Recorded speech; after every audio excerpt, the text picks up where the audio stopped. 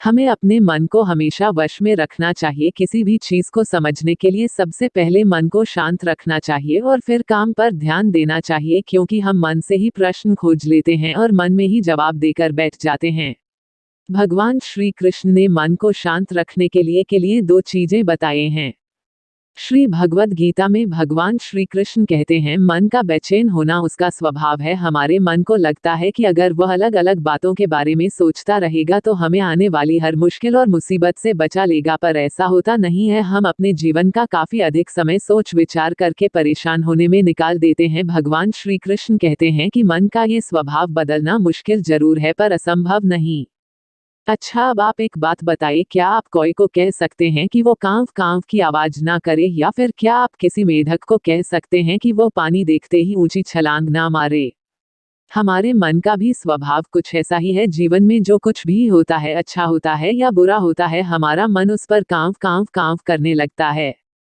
कांव कांव से मेरा मतलब है चिंता करना, व्याकुल होना। कोई बुरी बात होती भी नहीं है और मन परेशानी की ऊंची ऊंची लपटें लेने लगता है। कभी कभी तो मुझे ऐसा लगता है कि हम में से कई लोग सिर्फ परेशान होने के लिए जीते हैं। सारी परेशानी, जैसे दुख, पीड़ा, दुविधा, अक्सर हमारी मन की बनाई हुई कहानियां होती है। भगवान श्री कृष्ण हमें हमारे मन को शांत और स्थिर करने के लिए दो उपाय देते हैं। पहला ध्यान लगाना, दूसरा वैराग्य भाव सीखना। अब ध्यान शब्द सुनते ही आप में से कई लोग कहेंगे कि आप आंख बंद कर सांसें अंदर बाहर नहीं ले सकते। यहाँ हम सब गलती कर बैठते हैं। ध्यान का मतलब सिर्फ आंख बंद कर बैठना नहीं होता। ध्यान का मतलब होता है अपना पूरा मन किसी चीज पर लगाना और उसे हटने नहीं देना। अगर आप रोटी बना रहे हैं तो पूरा ध्यान तो सिर्फ उस बात पर ध्यान दीजिए। अगर आप पिक्चर देख रहे हैं तो अपना पूरा ध्यान पिक्चर पर लगाएं। यह मत सोचिए कि पिक्चर देखकर आप अपना कितना वक्त बर्बाद कर रहे हैं। जब आप जीवन के हर छोटे बड़े काम को पूरे ध्यान से करते हैं तो आपका जीवन ही एक ध्यान बन जाता है। ऐसे जीवन में शांति, स्थिरता, साहस और सफलता का होना अनिवार्य है।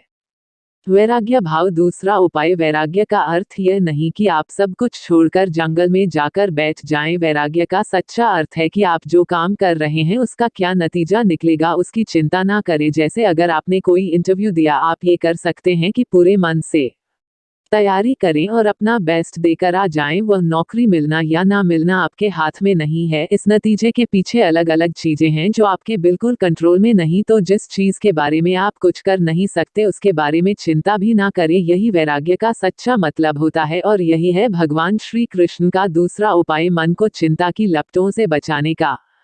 याद रखिए, आप पूरे के पूरे इंसान हैं। समझदारी, संयम और कुशलता से भरे इंसान। आपका मन जब भी कोई की तरह अलग अलग बातों पर आपको परेशान करने लगे, तब अपने मन को भी प्यार से समझाइए और शांत कर लीजिए। बस अपने ऊपर विश्वास रखिए कि आप कभी अपना बुरा नहीं होने देंगे, क्योंकि ज्यादातर लोग उन बातों को सोच सोच कर परेशान होते रहते हैं जो उनकी जिंदगी में है ही नहीं या होने ही वाली नहीं है। इसीलिए हम सभी को हमेशा ही अपने बारे में, अपने मन में अच्छे विचार और अच्छे बातों को की ध्यान में रखना चाहिए।